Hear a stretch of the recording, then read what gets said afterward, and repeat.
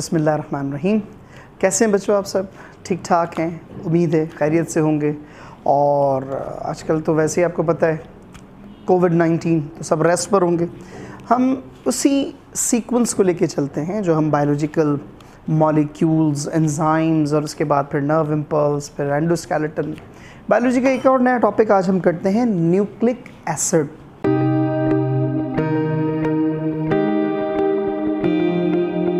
Nucleic acid बेटा first year biological molecule में second last topic है। इसको हम डिस्कस करते हैं कि what is nucleic acid, why it is termed as nucleic acid. Firstly याद रखिएगा बेटा, इसकी जो डिस्कवरी है, इसकी जो फाइंडिंग है, वो एक साइंटिस्ट थे जिनका नाम है फ्रेडरिच मैसेचर।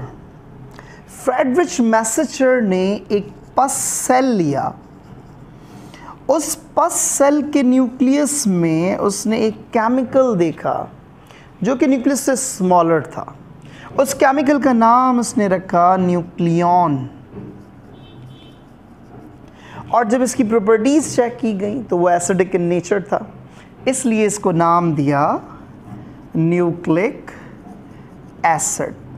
तो ये तो बेटा इसकी बात हुई डिस्कवरी की। So it was discovered by Friedrich Miescher. ठीक है बेटा, अब हम बात करते हैं इसके कंपोनेंट्स की। याद रखिएगा, the basic unit of nucleic acid is nucleotide. इसका बेसिक यूनिट जो है वो क्या है बेटा? वो न्यूक्लियोटाइड है। तो न्यूक्लियोटाइड बेटा, सबसे पहले तो हमने बात की कि न्यूक्लिक एसिड जो है उसकी डिस्कवरी। उसके बाद इसका बेसिक यूनिट न्यूक्लिक एसिड का which is termed as nucleotide. Nucleotide consist of 3 major components, nitrogenous base, pentose sugar and phosphoric acid. ये 3 मेजर कंपोनेंट्स हैं जो कि न्यूक्लियोटाइड की फॉर्मेशन में हेल्प करेंगे। यहाँ पे क्वेश्चन अराइज होता है, इसकी सिंथेसिस की फॉर्मेशन कैसे हुई? तो याद रखिएगा, ये 2 स्टेप इसकी सिंथेसिस है, 2 स्टेप इसकी फॉर्मेशन है। फर्स्ट जो स्टेप होगा उसमें क्या होगा? नाइट्रोजनस बेस, जिसको मैं NB से शो कर रहा हूं, ये कंबाइन करेगा with pentose sugar PS। Nitrogenous base along with the pentose sugar, it form a component that is termed as nucleoside। क्या कहलाएगा बेटा? न्यूक्लियोसाइड। सेकंड जो स्टेप होगा, इस सेकंड स्टेप में ये न्यूक्लियोसाइड कंबाइन करेगा along with the phosphoric acid and it form nucleotide. तो बेटा याद रखिएगा, ये 2 स्टेप फॉर्मेशन है।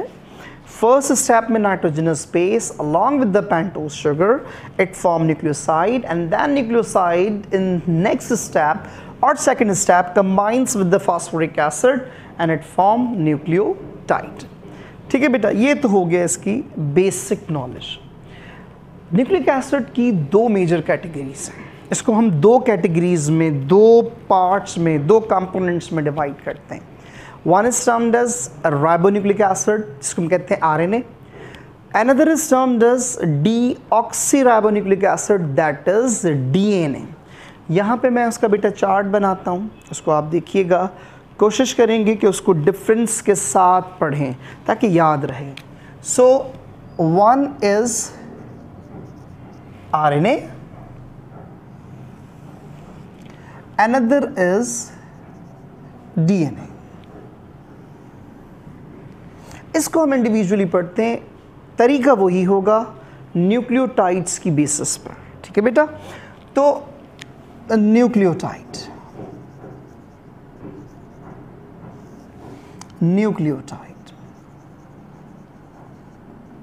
न्यूक्लियोटाइड का भी मैंने थोड़ी देर पहले आपसे कहा 3 मेजर कंपोनेंट्स हैं। कौन कौन से हैं? नंबर 1 इसमें हम डिस्कस करते हैं pentose sugar. Pentose sugar present in a nucleotide of RNA is termed as ribose sugar।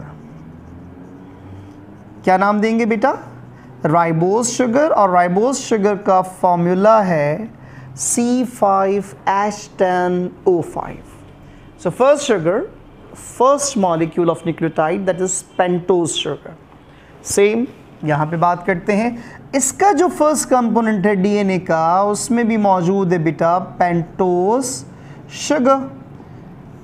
इसमें जो पेंटोज शुगर होगी वो कहलाती है deoxyribose. Deoxyribose sugar. D stands for removal, no, ठीक है। Oxy stands for oxygen, ribose ये आपके सामने लिखा है। इसमें से याद रखिएगा एक ऑक्सीजन कम हो जाएगी और फॉर्मूला हो जाएगा C5H10O4. So this is deoxyribose sugar and this is ribose. Okay बेटा, ये हो गया हमारा पहला कंपोनेंट। सेकंड जो कंपोनेंट है in the nucleotide of DNA and RNA is nitrogenous basis। क्या कहलाएगा बेटा? Number 2 nitrogenous bases. Nitrogenous bases को दो मेजर कैटेगरीज में डिवाइड करते हैं। Number 1 is termed as purines, same purines. Number 2 is termed as pyrimidines, या जिसको कहते हैं pyrimidines. Second one same, pyrimidines. बेटा प्यूरीन्स जो हैं इसमें डबल रिंग स्ट्रक्चर होता है। इसका स्ट्रक्चर अगर आप देखेंगे एक हेक्सागोनल होगा, दूसरा पेंटागोनल होगा। सेम यहां पर भी इसी तरह से।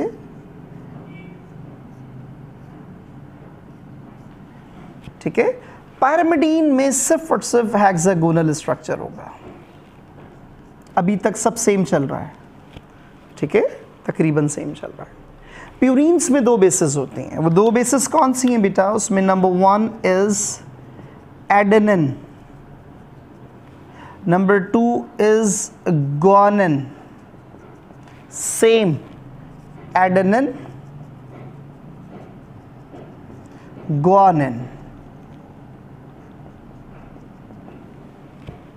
एडेनिन के लिए हम कैपिटल A यूज़ करेंगे, गुआनिन के लिए कैपिटल G यूज़ करेंगे। Same adenine A, guanine G।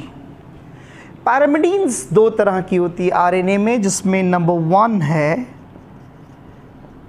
cytosine and number 2 is uracil। Point याद रखने के लिए, cytosine और uracil pyrimidine present in RNA, while cytosine and thymine present in pyrimidine of DNA। बेटा पॉइंट याद रखिएगा, ये डिफरेंशिएटिंग पॉइंट भी है, एमसीक्यू के हवाले से भी बहुत इंपॉर्टेंट है। तो दो हमारे पास पॉइंट्स आए, ठीक है।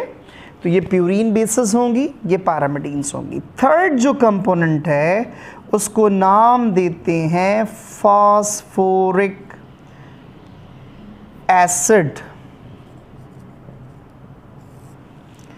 फास्फोरिक एसिड, ठीक है बेटा। दोनों का फॉर्मूला H3PO4, H3PO4, ठीक है बेटा। ये तमाम के तमाम इसमें कंपोनेंट्स मौजूद होंगे। तो इसमें फास्फोरिक एसिड H3PO4, H3PO दोनों में सेम है। ये हो गए इसके न्यूक्लियोटाइड्स। अब हम बात करते हैं कि आरएनए में और क्या क्या डिफरेंशिएटिंग पॉइंट्स होंगे दोनों में। याद रखिएगा बेटा, RNA mainly present in cytoplasm. Okay, mainly it's present in cytoplasm, while DNA is mainly present in nucleus. RNA helps in protein synthesis. किसमें हेल्प करेगा बेटा? प्रोटीन की फॉर्मेशन में, प्रोटीन सिंथेसिस में। जबकि डीएनए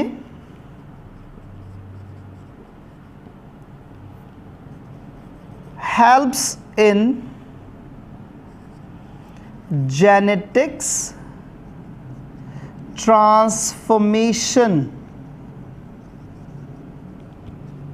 जेनेटिक्स ट्रांसफॉर्मेशन में, genes की transference में from parents to offspring. So it helps in transference of genetic material from parents to offspring. So DNA ये इंपॉर्टेंट फंक्शन परफॉर्म करता है।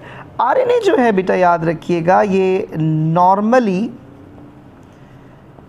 Is single stranded except transfer RNA, while DNA is double stranded। ठीक है बेटा, तो RNA single stranded होगा, DNA double stranded होगा। Clear है? RNA की 3 डिफरेंट टाइप्स हैं।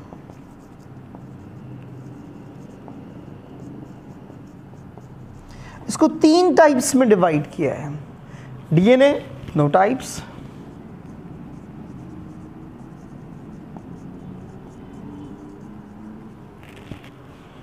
वो 3 टाइप्स कौन सी हैं बेटा? उसमें नंबर 1 आ जाएगा mRNA, M stands for messenger।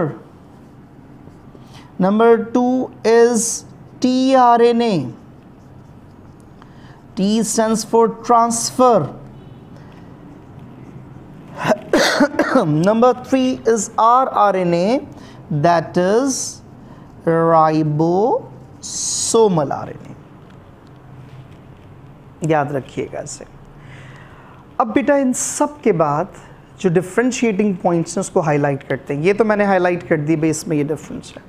इसमें number 1 pentose sugar, pentose sugar, इसमें डीऑक्सीराइबोज, इसमें राइबोज।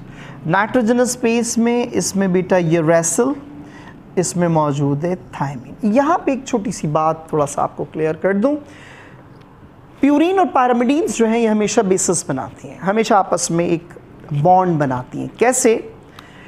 एडेनिन हमेशा डबल बॉन्ड बनाएगी इन आरएनए विद यूरेसिल, और ग्वानिन हमेशा ट्रिपल कोवलेंट बॉन्ड बनाएगा विद साइटोसिन। डीएनए में क्या होगा? एडेनिन हमेशा डबल बॉन्ड बनाएगा विद थायमिन, और ग्वानिन हमेशा ट्रिपल बॉन्ड बनाएगा विद साइटोसिन। इस बॉन्डिंग को, इस प्रोसेस को नाम देते हैं चारगाफ्स रूल।